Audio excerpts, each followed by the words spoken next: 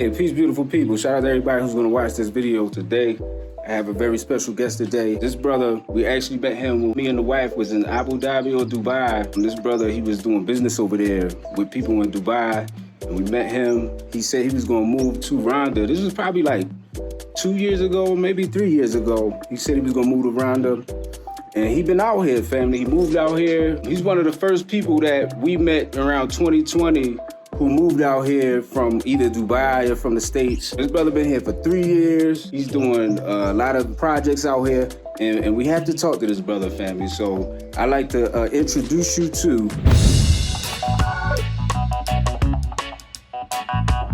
So this is the live-in, art house, creative space, showroom, all that.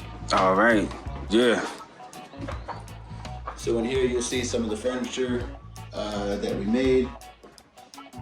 You know, from couches, you know, you can comfortably fit 2 people here, you and your significant other.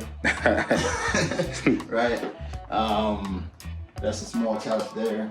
Everything was made locally here. Mm-hmm. Okay. These chairs made locally. Yeah. These paintings from very talented young artists. Nice. I like detailed and so, you know. Yeah, I like how you have the Omegongo. Yeah, on the really important to express that local artistic tradition of Imagongo. Over here with the shoe rack, these shoes were made by local artisans as well, cobblers. And just to insight into the creativity here, a local artist made these, and you see like his style, and these are tires, right? Cool. Very unique and creative. So I showed him these shoes, which are from Pakistan. This style of shoe, not necessarily the design, but the style of shoe is actually the Pakistani national shoe. Dang. So my friend's from Pakistan, he knows that I'm like very colorful and bright, so he got these for me. Cool. So I showed the local artist that made these ones, and then we created a Rwandan version of the national Pakistani shoe. Man. So quite creative, and they're very affordable. Like all these are like, you know, $50 and below. That's So cool. again, like even guys thinking about import export, you know, you're not gonna find this hardcore kind of quality, you know, in the States or Europe or what have you. Okay. You know what I mean? So, you know, coming here, again, within that year time, as I mentioned about doing research, some of that time can be spent also connecting with local creatives. Definitely. You know, buying things in bulk, taking it back to the States, for instance, you know, and selling it for more. Yeah. That's how business is done anyway. Now you know that you have a trustworthy artist on the ground that can make things for you, knows your style and taste, and you come here 1 to 2 times a year, pick things up, sell things over there. Nice. So I'd say that's a good business to get into. Like if you know that you can get things low enough, then you can sell it at a reasonable price in the States and, you know, make something. You're helping the local community as well as obviously doing a sustainable business for yourself. Nice. So coffee table we made, this is all made out of pallets, right? Pallet wood, so quite simple, inexpensive, but it's about how you dress it up, what you do with it. Yeah.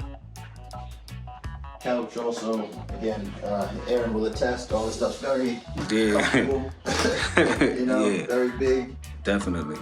All very modular, you know, so all the cushions, you know, can move around and what have you. So, you know, if you need space for a guest, you know, boom, just move the cushions and then you got a bed.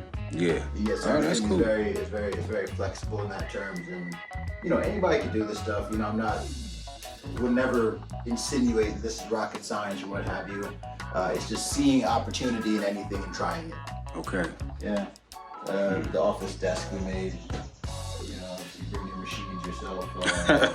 I wouldn't say it's easy to find electronics here. Yeah, that's true. So like you want to bring your stuff yourself that you know is going to help you function in business and life. Okay. Some of the small things that I mentioned before of you know, supporting local artists and even craftspeople. For instance, like, you know, these deck of cards might sound so simple. We're used to this European brand, and we grew up with this, seeing this on there, but no one really brings up the small things that affect your mind so much. We assume that royalty is European because we've played with even the playing cards. From Uno to Spades to whatever, we're playing with these European decks. Yeah. Right?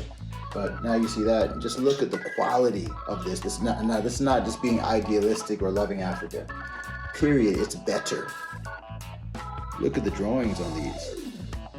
Yeah, so this deck is called Gakando, and they have different series of cards with different unique original characters on the cards. Okay, and then everything else is just like a regular deck. So the royal face cards are these classic Rwandan figures. And even on the back, you can see the good quality there. And they're plastic coated, just like other cards, etc. So like, the reason why I show you guys this is because, like I said, everything in the art house creative space is for sale. Even these nicks and knacks here. Okay. So again, supporting the local community as well as others, from tourists to supporters wanting a piece of Africana. Yeah. So I know, like, when people see this, they're gonna be like, what's the website so I can get me some? Yeah, if it's on the deck, I'll tell you, but I don't want to tell you the wrong thing, which it's not, but it is called Gakando. Okay. And we will put the link in the description. Got you. And you can get you guys your own cards, things like puzzles, children's books.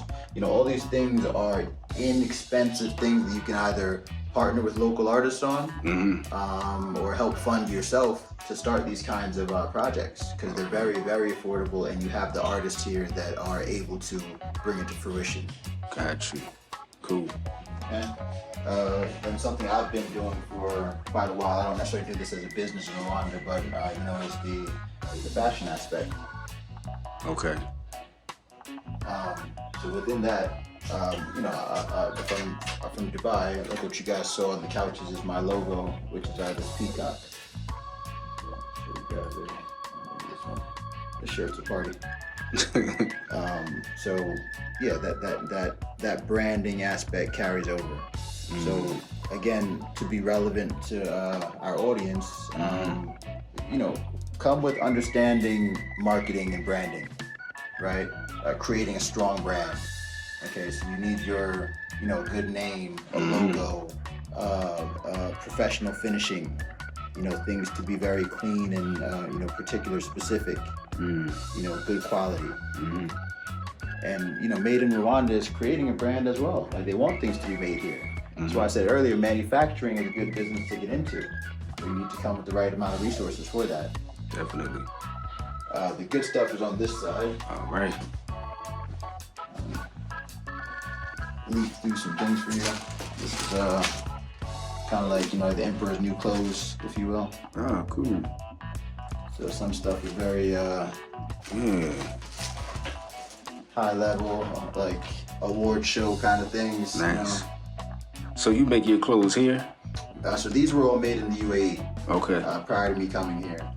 The level of craftsmanship that you can get from cultures that have been doing particularly Western tailoring for a long time, it's usually with the Indian tailors. But an idea that I've had and still have is to be able to bring over a couple of Indian master tailors to a place like Rwanda, Ghana, etc., that already has beautiful fabric, and to be able to upskill the local craftspeople in whatever country with fine tailoring elements that they can blend with African tailoring as well. Because again, like I said earlier, it's not about replacing anything, it's about innovating, and it's about equitable partnerships. So I'm not saying this is better than African traditional garb, etc. I'll never say that. Even like you'll see that we have some kitenge,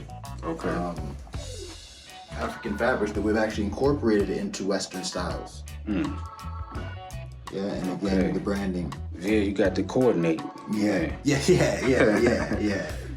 So a lot of people wouldn't think that this African fabric can be credibly made into something that a Western aesthetic would appreciate. You know, because maybe people aren't into wearing the full gown or like the Nigerian style that's very ornate and beautiful. Yeah. But maybe they're not bold enough to do that.